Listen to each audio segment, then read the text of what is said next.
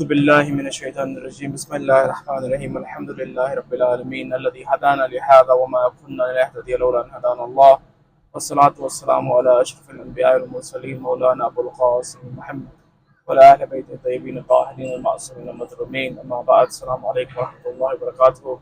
We are here, as you can see, in the blessed Haram Sharif of Imam Amir al-Mu'mineen with your du'as and all of your heartfelt wishes and blessings.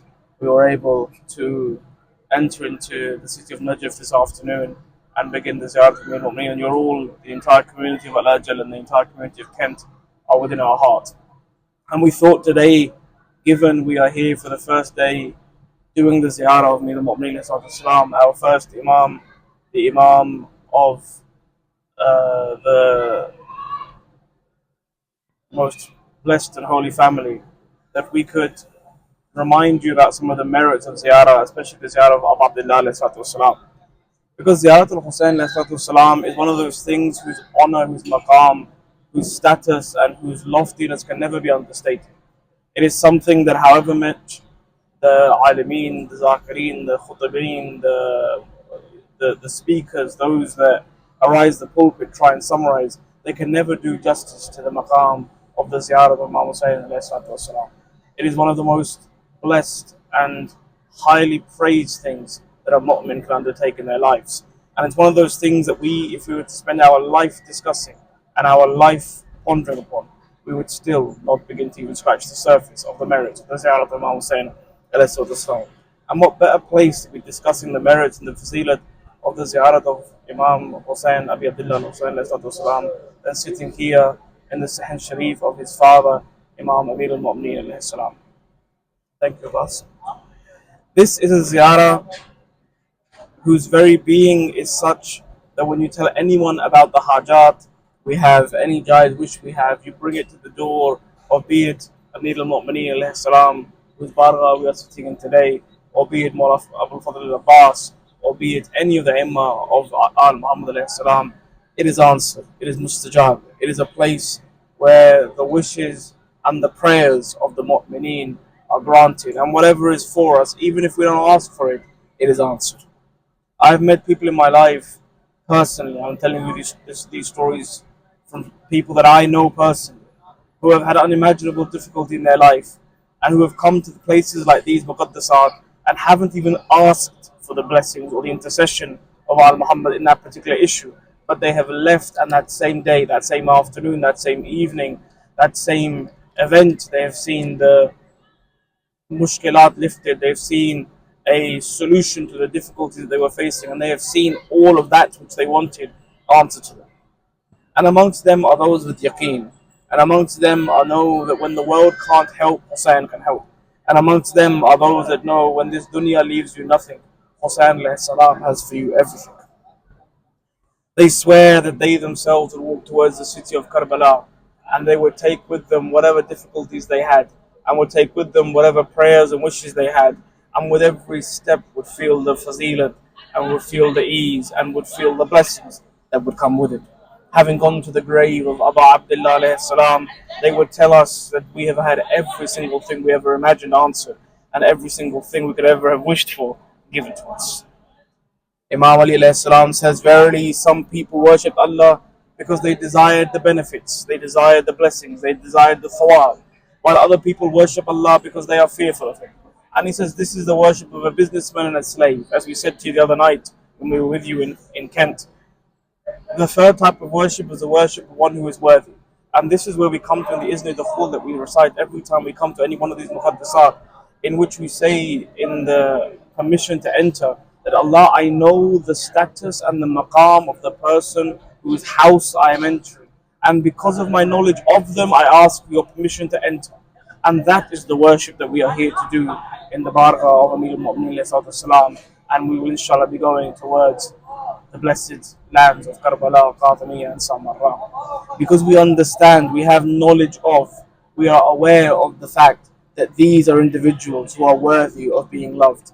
These are individuals who are worthy of being adored. These are individuals who we should spend our entire life circumambulating around their graves. It is these maqamat that raise us throughout our lives. And it is these maqamat that when we are at our lowest, when we are at our most needy, they give us everything that we need. We say in the Izn al-Dukhul, "Oh Allah, I am standing at the door of your Prophet's house, and you have prevented people to enter except by your permission. And you have said, O you who believe, enter not the Prophet's house until permission is given to you. I also know that for your messenger and your representatives, finding their sustenance in the presence of you, they see my place, they hear my words, and they respond to my greetings. Even if, and this is my words, not the words of the Izn al-Dukhul, but even if we do not hear the Walaikum Salam come from the Dhari of Amir al-Mu'mineen, no doubt, when a Mu'min says Assalamu alayka ya Amir al-Mu'mineen, Amir al-Mu'mineen will say Wa alaykum as-salam, O my lover, O my beloved. If we say these words with the true yaqeen, then how is it that we cannot benefit from the potentials of this ziyarah and from those things that we need in the shifa of this ziyarah? Benefits that to my mind, to my soul, to my rizq, to my children, and to all things that can never be accomplished, and to all things can never be forgiven or forgotten. Benefits to my health, to my being, to my kind. And I caveat this with a really important point, that sometimes when we come to these places, we expect shifa. And shifa for us can be very simplistic shifa, in that I am ill, I come back, and that illness is taken away from me. But sometimes the way in which they heal you is beyond the physical, it's the metaphysical. The way in which they can repair a broken soul is a way in which you can't imagine. And sometimes our broken body is necessary for us to be able to enter into these places and benefit from that which is contained within them. So sometimes even if we leave and we came in with a walking stick, or we came in with a grieving heart and we leave with a grieving heart, it doesn't mean that Mullah doesn't hear, it doesn't mean that Mullah doesn't listen, but it means that Mullah has given you more than you thought that you needed, and more than you thought that you could have asked him for. We know from our narrations that the Malaika, the angels of Allah subhanahu wa ta'ala, especially when it comes to Ziyarah of Abdillah al-Hussain in Karbala, are given ijazah just once in their entire existence. They queue up for thousands of years for that permission, and they're given that permission only once to be able to enter into the maqamat of Abdillah. And how blessed are we, some of us who maybe 7, 8, 9, 10 times in the last 15 years have been able to come to these places. And not just angels of Allah, but also prophets of Allah, chosen people of Allah, blessed people who come to these places through the permission of Allah subhanahu wa ta'ala, and cling to those things that we cling to. As we'll hear in the Masa'ib, there are many people who have come to this ziyarah, and there are many people who have taken many things from this ziyarah. But no doubt, know this, that this ziyarah is one of the most important things for us in this generation. When many people ask our ulama, what is one of the most important things that we can do for the youth of today, they say take them for Ziyarah al-Hussain. Why? Because Ziyarah al-Hussain grounds your children. Ziyarah al-Hussain reminds your children. Ziyarah al-Hussain connects your children. It's like an inoculation. It boosts their immune system against all the mushkilat of living so far away from Muhammad and al-Muhammad, in lands where maybe al-Muhammad are far from us in distance, but not in spirituality and not in reality. Recite Salawat al-Muhammad wa ala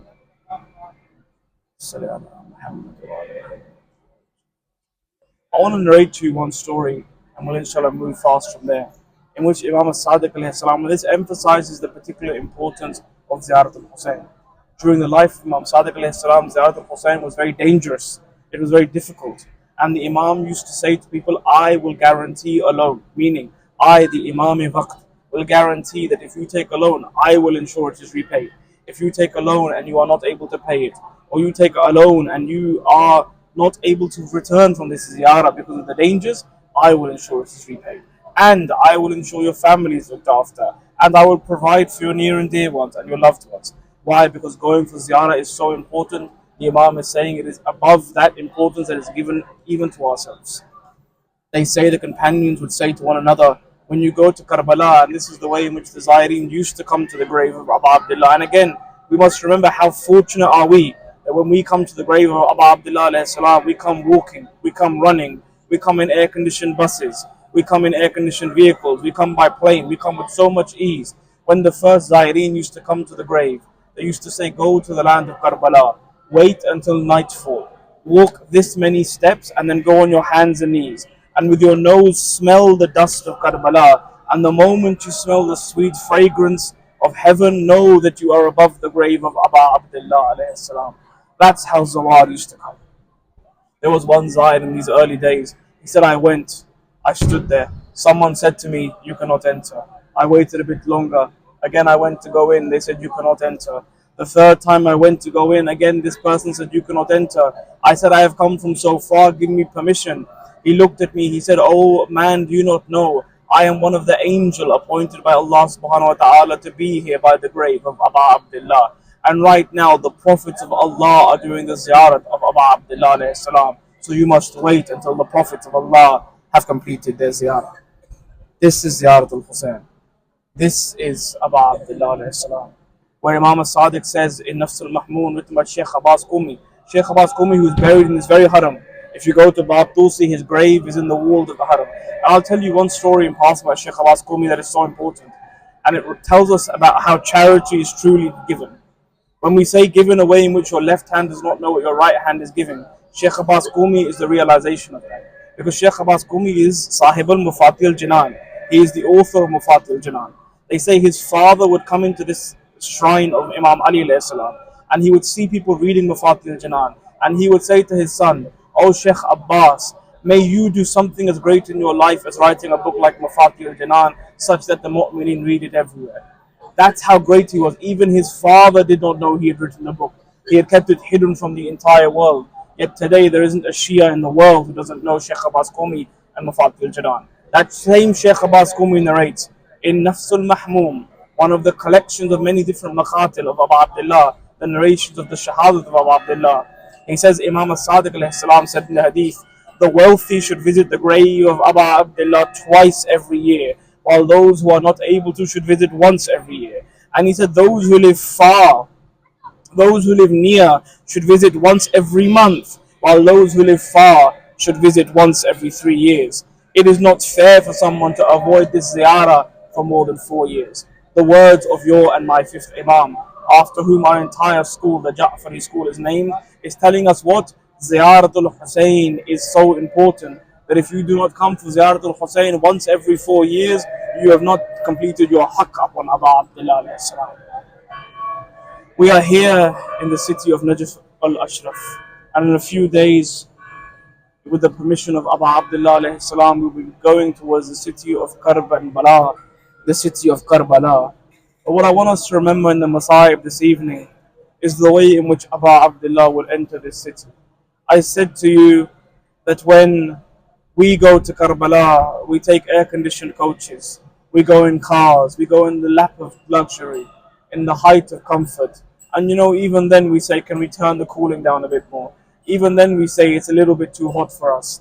But they say on the 3rd of Muharram, when Abu Abdullah alayhi salam reaches Karbala, what does he see? He goes to this land, which is a land that is barren, changes horse after horse after horse, because none of the horses would go forward.